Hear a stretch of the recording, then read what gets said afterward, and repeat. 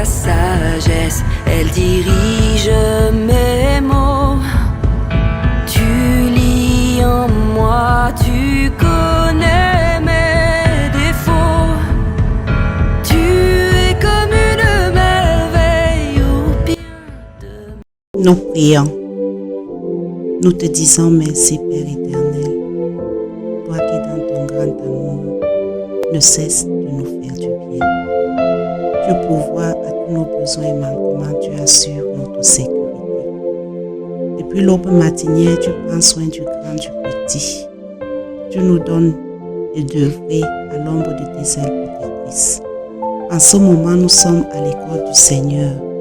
Nous prions, Éternel, que tu sièges en maître absolu au milieu de nous et que nous soyons édifiés afin de mener le bon combat de la foi, c'est-à-dire produire des fruits dignes de repentance, ceux-là qui seront servis à la table du roi aux noces de l'agneau sous les airs de l'adoration. Sois donc au milieu de nous et que le Saint-Esprit prenne les commandes au nom souverain du Seigneur Jésus-Christ. Amen.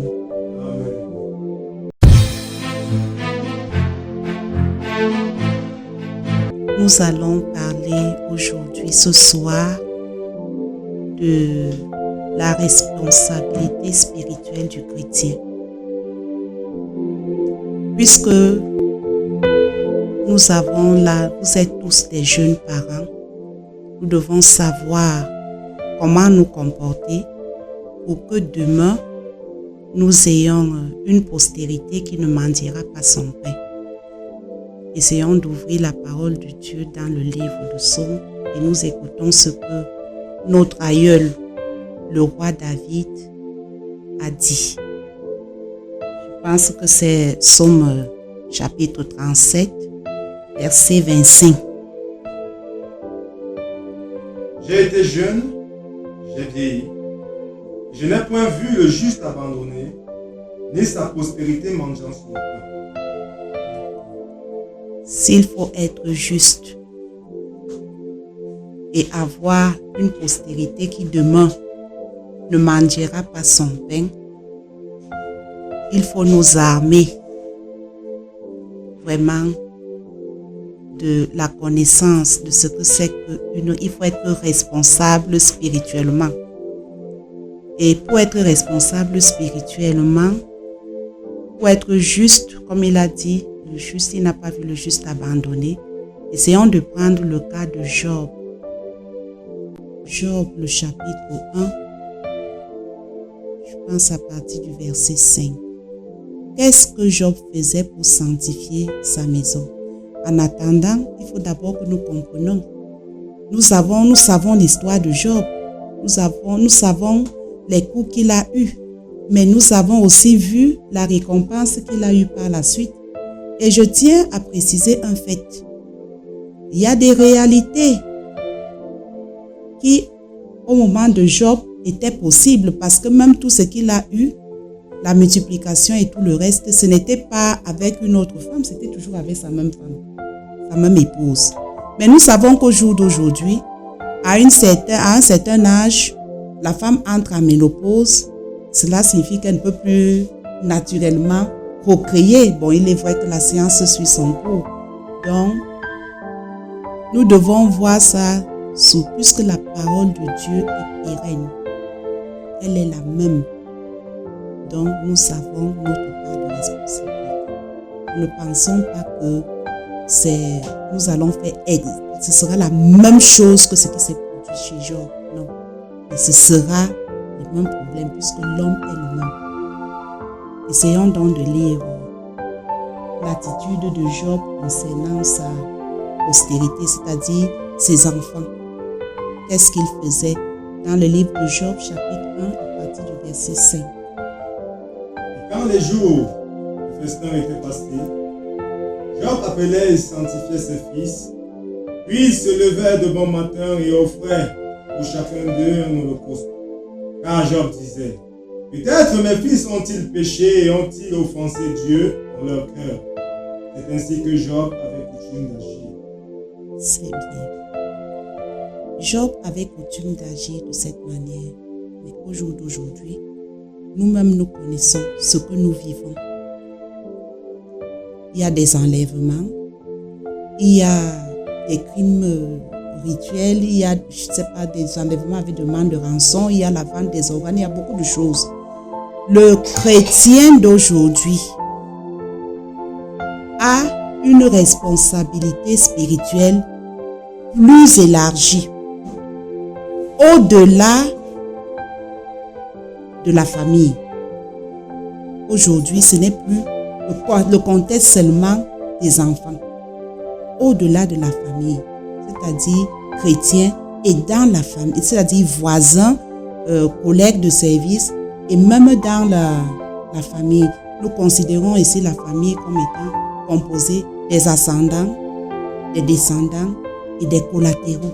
Le chrétien aujourd'hui a cette responsabilité de tous les membres de sa famille, la responsabilité des voisins, la responsabilité des collègues. Donc, le travail à faire aujourd'hui est beaucoup plus accentué, c'est-à-dire ce que c'est que l'homme. Pourquoi doit-il le faire? Parce qu'il est dit, crois au Seigneur Jésus, tu seras sauvé, toi et ta famille. Crois au Seigneur Jésus, tu seras sauvé, toi et ta famille. Donc, tu as la responsabilité de tes ascendants, c'est-à-dire tes parents, tes grands-parents, tu as la responsabilité de tes enfants, tu as la responsabilité des collègues. Donc, tu as le devoir de prier pour tous. Tu as le devoir d'être un exemple, c'est-à-dire, comme nous disons généralement, un traité vivant, afin que par ton comportement, que l'on sache qu'il est bon d'appartenir au Seigneur Jésus. Nous avons cette responsabilité. Il faut que nos actes, nos paroles, notre comportement rendent témoignage, notre vie soit franchement un témoignage. Pourquoi? Parce que si tu sanctifies seulement tes enfants et que dans le voisinage, nous sommes au courant de beaucoup de choses dans notre milieu, beaucoup de choses. Nous avons eu à perdre des enfants qui ont été assassinés, on ne cite pas le nom, qui ont été par exemple assassinés par un voisin. Nous avons eu ce cas. Donc le chrétien aujourd'hui a toute la responsabilité. Il faut prier pour le chrétien, il faut présenter la vie du chrétien, il faut parler à Dieu au sujet du chrétien. Qu'est-ce qu'il est? De quoi est-ce qu'il est question? Ton attitude, ton comportement, ton témoignage doit impacter dans la vie du voisin, dans la vie du collègue de service. Et ce n'est qu'à partir de là que l'on comprendra qu'il est meilleur. Pourquoi? Parce que qu'est-ce que nous vivons? La méchanceté, la cruauté. Et si tu es dans un milieu de méchants, peux-tu être en paix? Je ne pense pas. Tu ne peux pas être en paix. Si tu es dans un milieu où franchement tes voisins sont des assassins, ils sont des voleurs, ils sont ceci, tu ne peux pas être en paix parce qu'on va te voler, on va te faire du mal. Bon, et je suis en train de dire ceci. Non seulement il est question d'éduquer les enfants, d'instruire les enfants selon la voie qu'ils doivent suivre, afin que quand ils seront vieux, qu'ils ne s'en détournent pas. Mais aussi et surtout, il est question d'être un traité vivant, là où nous vivons, afin que notre entourage reçoive des témoignages vrais. Et je veux ajouter un fait. Pourquoi s'occuper de la famille? Nous devons nous occuper de la famille. Nous devons porter une responsabilité vis-à-vis de la famille. Dieu sait pourquoi est-ce qu'il nous a fait naître dans une famille. Si nous prenons le cas de notre fils qui était ici avec nous, actuellement il est au Luxembourg. C'est la joie de tout le monde, c'est la victoire du Seigneur Jésus. Et c'est à cause de quoi? Parce que Dieu a placé cet oncle qui a fait en sorte que cet enfant soit dans ce pays. C'est une victoire, c'est la victoire du Seigneur Jésus. Donc nous devons prier pour nous. Et lorsque nous regardons, dernièrement, nous avons été au courant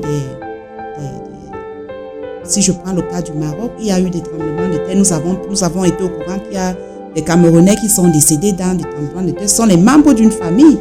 Bon, ont-ils connu Christ? Ont-ils accepté Jésus-Christ comme Seigneur et Sauveur personnel avant leur mort? On ne peut pas répondre à cette question. Dernièrement, c'était en Libye.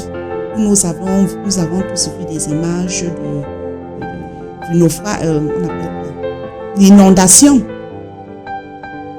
Il y a des membres de famille qui y sont. Donc nous avons cette responsabilité. Nous devons prier pour nos membres de famille. Pour tous. C'est-à-dire que la famille charnelle se transforme en famille spirituelle dans laquelle le Seigneur Jésus-Christ seul demeure la pierre angulaire. Nous avons cette responsabilité.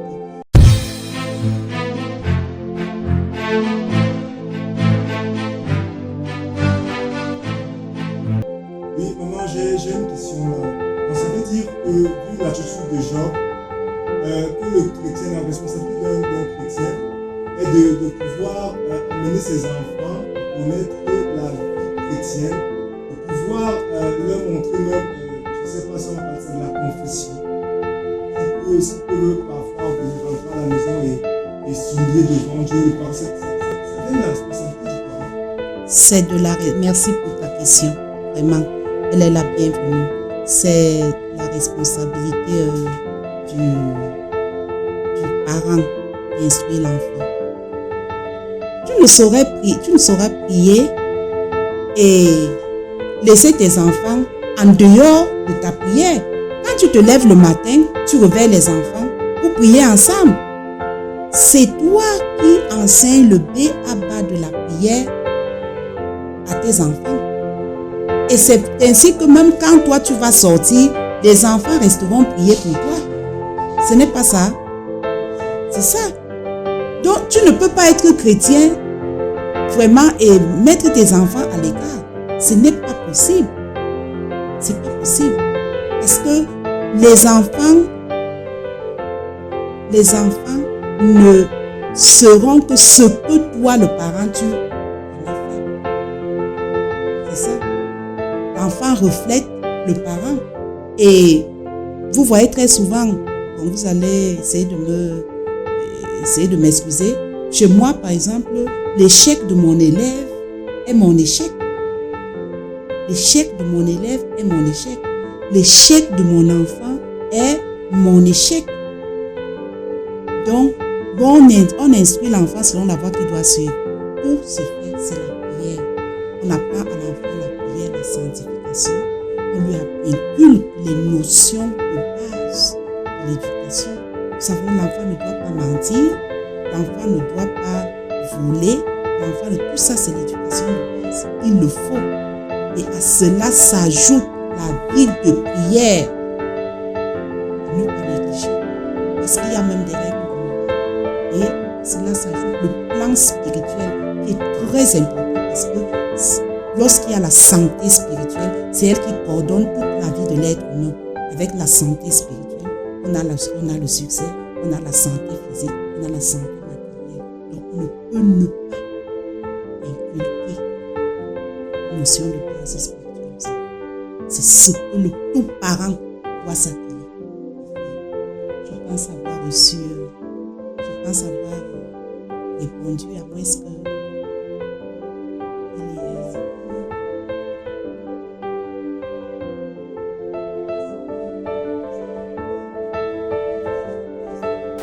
Merci maman. Merci maman pour la réponse à nos questions.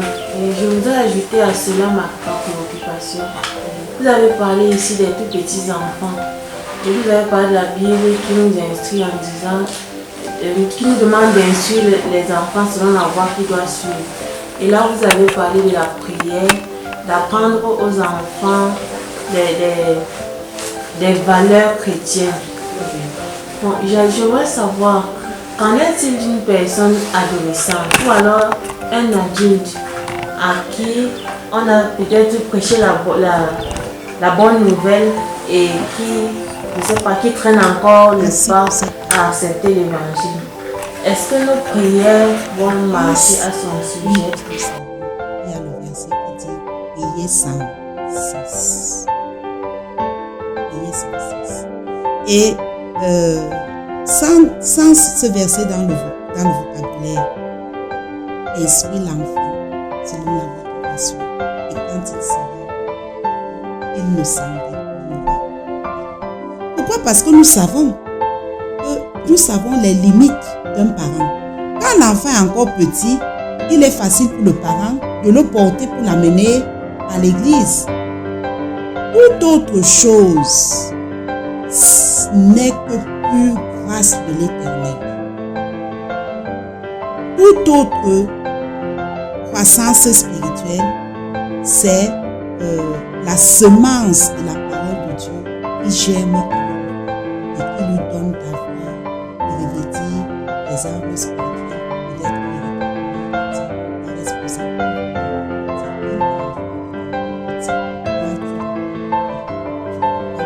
Tu apprends à prier, tu apprends à lire, à méditer la parole de Dieu, à pouvoir rendre témoignage que c'est ton travail. Tu l'auras fait pendant que l'enfant est petit. Il va atteindre un certain âge, ce sera plein d'envie. Ça ne va pas sortir. Mais quand il arrive à l'adolescence, nous appelons généralement, il y a peut-être avoir des comportements un peu déviants. Mais toujours est-il que la semence que tu as sémée en lui, il est. Tout ce que tu as fait pendant que l'enfant est petit là, tu es en train de s'aimer, n'est-ce pas? Et il y a des semences qui prennent du temps pour germer, pour produire du fruit. Tu restes en prière. Tu donnes le conseil, tu restes en prière. Parce que les genoux là, lorsque tu les mets à genoux, tu les mets par terre, tes genoux te conduisent là où même tes pieds, la voiture, c'est-à-dire dans le calme. C'est ça. Merci maman. Le deuxième volet de ma question portait sur peut-être un adolescent, pas l'enfant que tu as élevé, un adolescent que tu rencontres en chemin, quelqu'un qui entre dans ta vie étant non-croyant, à l'âge adulte, à qui tu as prêché la parole et qui traîne le pas à accepter l'évangile. Est-ce que nos prières vont marcher à son sujet? À la question de savoir l'action de notre prière dans la vie d'un adolescent à qui on a rendu témoignage. Il faut savoir, il y a la part de l'homme et il y a la part de Dieu. La part de l'homme, c'est de rendre témoignage à cet adolescent. C'est-à-dire, c'est d'avoir un comportement exemplaire. C'est d'être un traité vivant face à cet adolescent. Donnez la parole, restez en prière, Dieu fera le reste.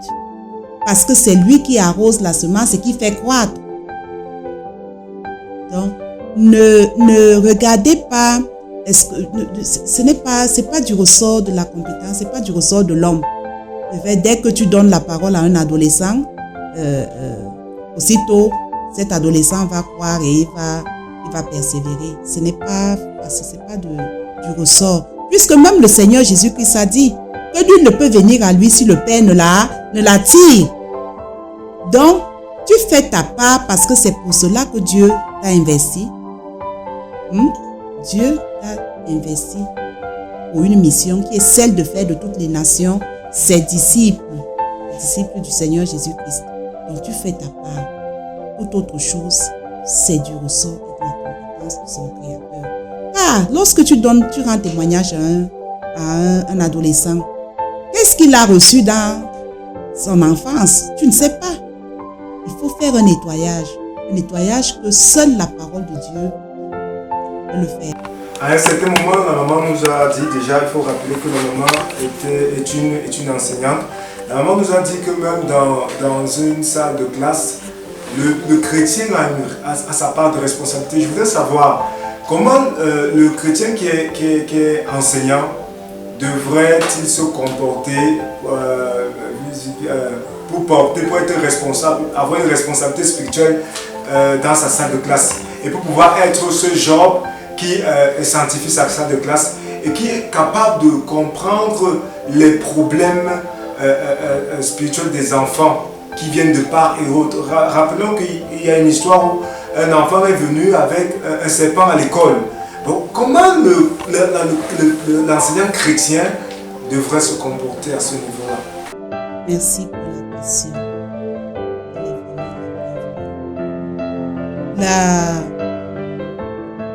Le chrétien dans sa salle de classe, il faut d'abord noter que ça dépend du milieu. Dans les édifices publics, nous ne parlons pas de religion.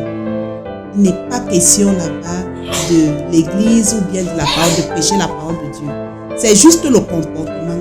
C'est toi qui sais, quand tu as des enfants, tu décèdes d'abord que j'ai été formé pour l'éducation des enfants. J'ai étudié la psychologie de l'enfant. Donc, la manière dont un enfant se comporte, je peux déjà savoir ce qui l'anime, l'esprit qui anime cet enfant. Je peux savoir. Maintenant, dans une école, nous avons ce que nous appelons la communauté éducative. C'est-à-dire, il y a les enseignants, avec tout ce que ça fait, avec la hiérarchie.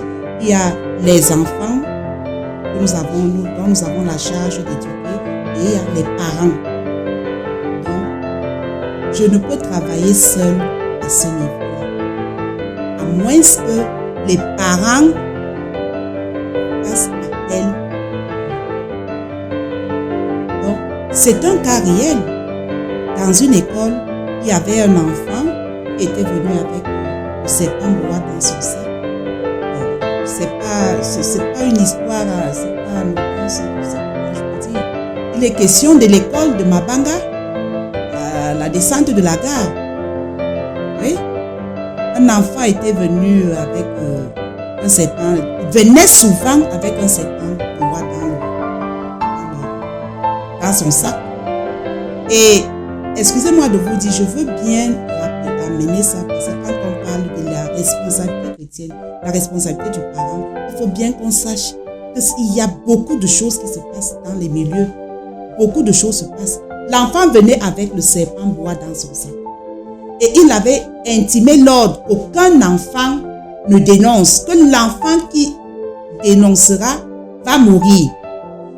Et pendant ce temps, la maîtresse de cet enfant était sérieusement malade et ne venait plus à l'école.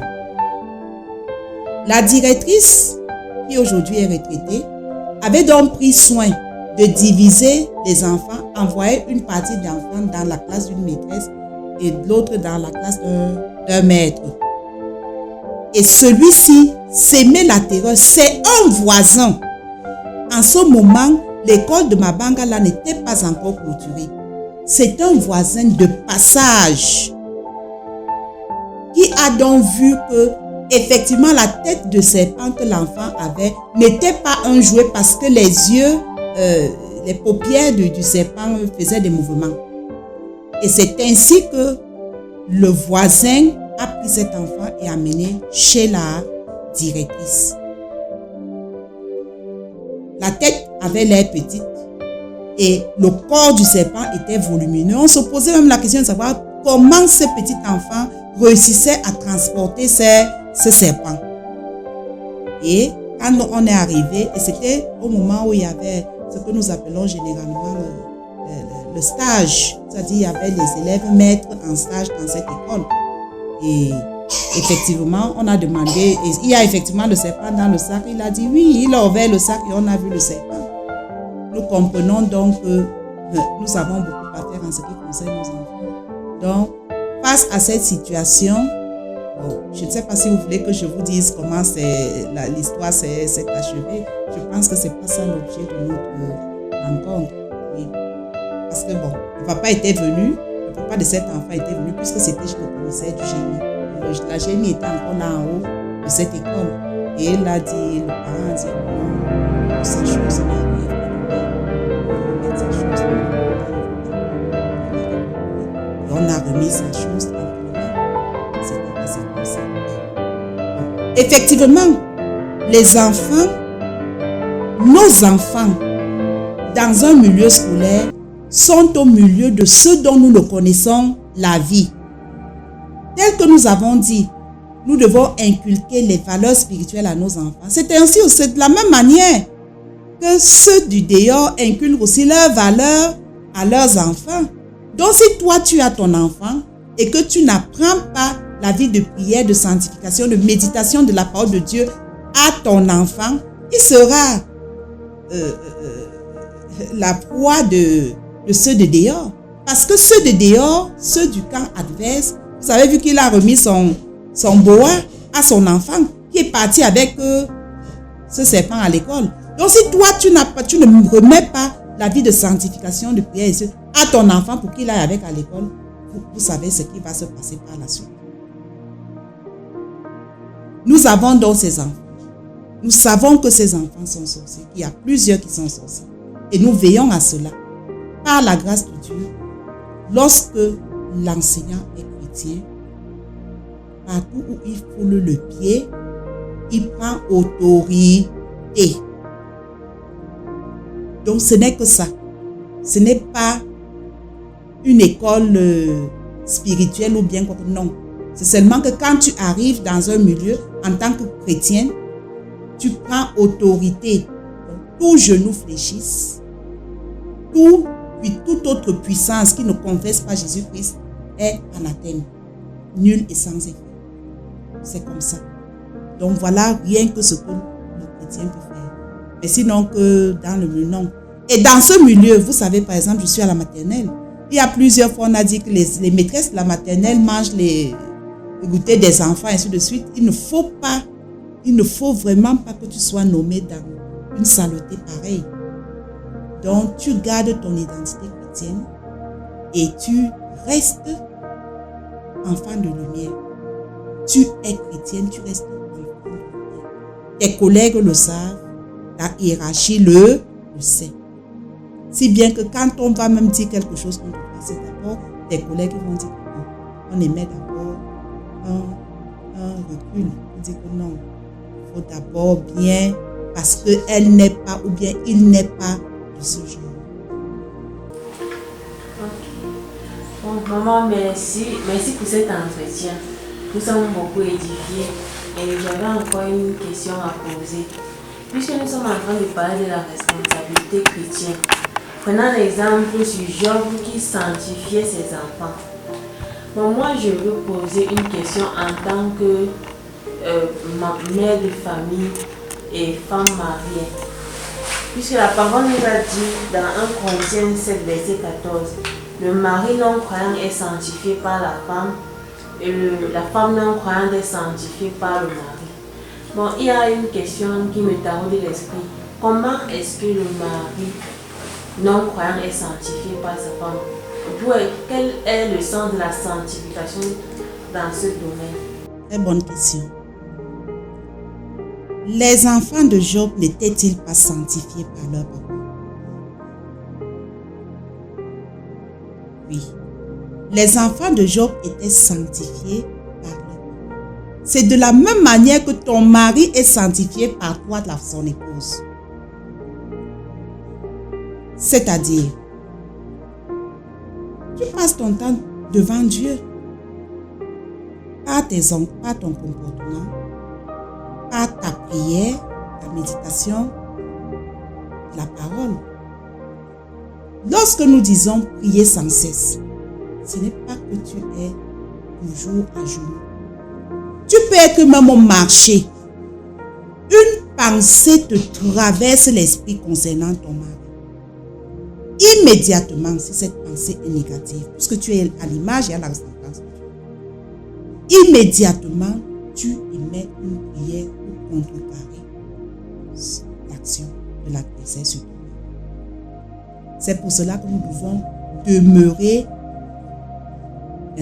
et ne point se distraire. Parce que si tu es discret, tu ne vas pas écouter la voix de Dieu qui retentit en toi. N'est-ce pas? Tu ne vas pas écouter. Il disait peut-être que les pas de mon mari sont... Non, tu vois la parole de Dieu. La parole de Dieu la parole de Dieu est claire. Ce n'est pas à un homme, lorsqu'il marche, diriger ses pas. C'est à l'Éternel. Donc si dans ton esprit, une pensée te vient que ton mari est en train de diriger ses pas vers une prostituée ou bien vers je sais pas comment je peux dire, un lieu à une débauche quelconque ou aller voler ou bien non. Tu reprends cette parole. Hein?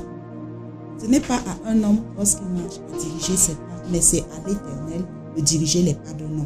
N'est-ce pas? Bon, tu prends ce verset pour la maîtrise, la parole de Dieu est bonne. Et tu parles à Dieu, tu verras, tu auras une paix du cœur, tu auras sanctifié ton âme. Tu peux te rester là, tu te dis, bon, peut-être que étant au bureau, il pourra peut-être sortir pour aller dans un restaurant pour manger. Et tu sais que bon, on a ces derniers temps, il y a tellement eu de des empoisonnements et tout et tout. Dès que cette idée devient en tête, tu sais déjà quelle prière tu dois élever à Dieu. Donc par là, tu sanctifies. C'est pour cela que la distraction n'est pas bonne. La distraction n'est pas bonne et il faut avoir la parole de Dieu. Car, ça dit quand tu pries, car il est écrit. Il est écrit doit toujours, parce que Dieu veille sur sa parole pour l'exécuter. C'est ainsi que tu sanctifies ton mari. Et vice versa, n'est-ce pas? On a dit le mari, on a dit... Nous avons la parole de Dieu dans 1 Chronique, nous avons dit 17, je pense que c'est 17, 27. 1 Chronique 17, 27, il dit, parce que quand tu auras tout fait cela, quand tu auras agi selon Dieu, tu as donc la possibilité de dire à Dieu tel que la parole de Dieu, tel que le serviteur de Dieu a dit. Il dit, aide donc bénir la maison de ton serviteur, afin qu'elle subsiste à toujours devant toi. Car ce que tu bénis, ô Éternel, est béni pour l'éternité. Sur ce, je pense que nous allons clôturer. Nous allons faire la prière. Excusez-moi.